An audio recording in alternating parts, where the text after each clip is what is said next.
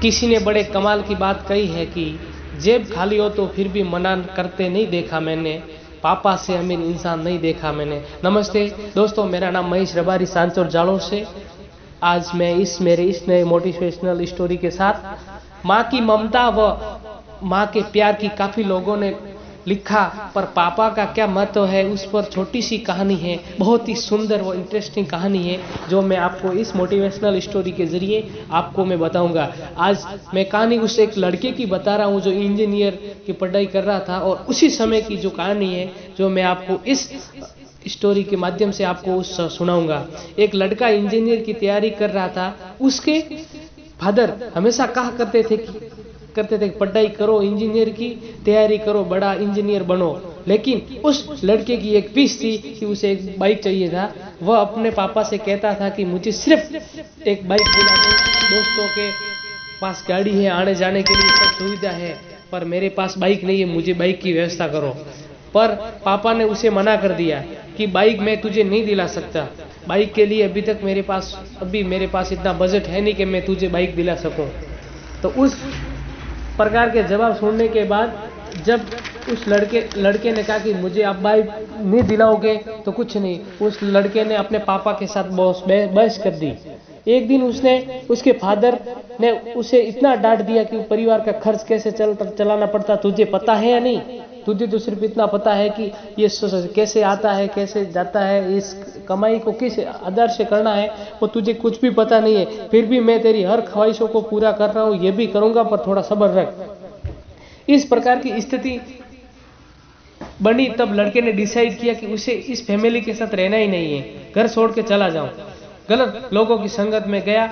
पता नहीं कि उसके दिमाग में क्या चल रहा था। उसने उसके फादर और उसके माताजी दोनों मार्केट गए थे, और मार्केट में उनकी मम्मी उनके भी साथ गई थी। लड़का अकेला था घर पे, तो उसके दिमाग में सब चल रहा था कि चलो घर पर छोड़ देते हैं। तभी उसने देखा कि पापा पर्स भूलकर चले गए, तो वह टेबल पर भूलकर चले गए थे, बाजार गए तब बस पैसे ही चाहिए थे, तो उस पर्स को लेकर वो चल गया।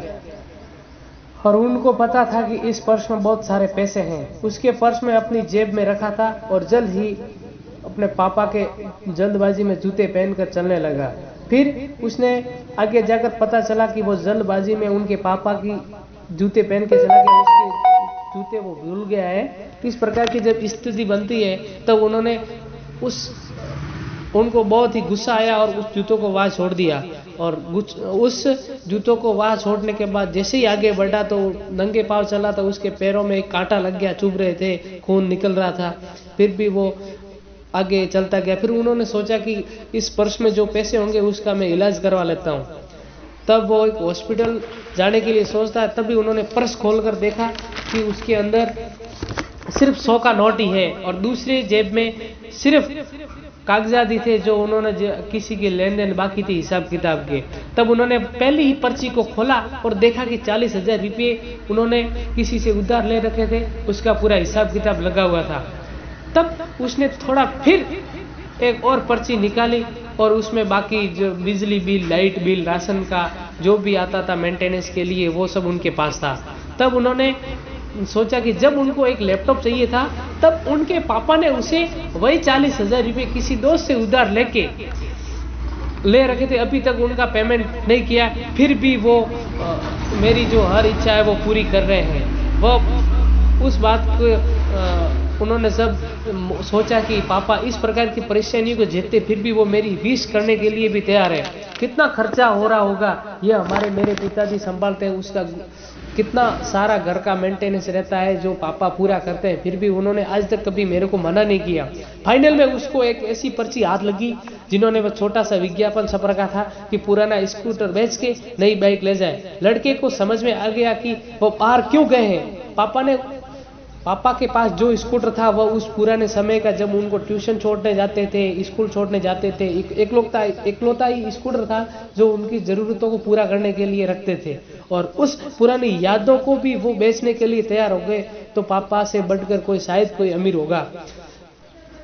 उसे तब जाके एहसास हुआ कि किस प्रकार की घर का मेंटेनेंस वो पापा चलाते। आज तक कभी मुझे एहसास तक नहीं होने दिया कि कौन सा पैसा कहाँ से लाते हैं और कहाँ यूज करते हैं। उस प्रकार की उनको सोच आई और उन्होंने सोचा कि अब मुझे वापस घर चलना है।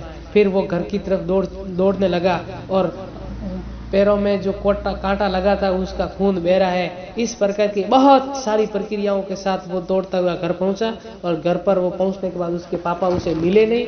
और उसने के बाद जब उसने विज्ञापन देखा था, उस विज्ञापन के जो पत्ते पर लिखा हुआ था, जो एड्रेस लिखा था, उस एड्रेस पर पहुंचा और पापा उस जो भी ना मोटरसाइकिल का जो शोरूम था वहाँ उस लेन देन के बारे में बात कर रहे थे और वो सीधा जाके उसके पापा के पैरों में गिरकर माफी मांगने लगा कि मैं एक दिन बड़ा इंजीनियर बनूंगा और आगे इस प्रकार की कोई भी नौबत मैं नहीं आने दूंगा, मुझे माफ कर देना। मैं तो इस नासमझ में घर छोड़कर बाहर चला गया था, फिर भी अब मुझे इस प्रकार की सहानुभूति का एहसास हुआ और मुझे अब कुछ नहीं चाहिए पापा, सिर्फ तुम्हारा प्यार चाहिए और मैं मेहनत करके बड़ा इंजीनियर बनूंगा।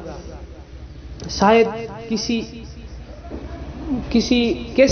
भी प्रकार की स्थितियों में इस प्रकार की होनी जब होती है, तब ही हमें गलतियों का एहसास होता है कि हम किस दिशा में जा रहे हैं और किस प्रकार की स्थितियों से हमें झेलना पड़ता है। इस प्रकार जब खाली है फिर भी मना नहीं करते देखा, मेरे पापा से बड़ा कोई अमीर नहीं देखा। हमारे माँ बाप के सिर्फ 2 बार ही आंसू आते हैं, पहला लड़की घर छोड़ती है तब, और दूसरा जब उसका बड़ा लड़का या छोटा लड़का उससे मुंह मोड़े। जय हिंद, जय भारत। फिर मिलते हैं मेरी एक नई मोटिवेशनल स्टोरी के साथ।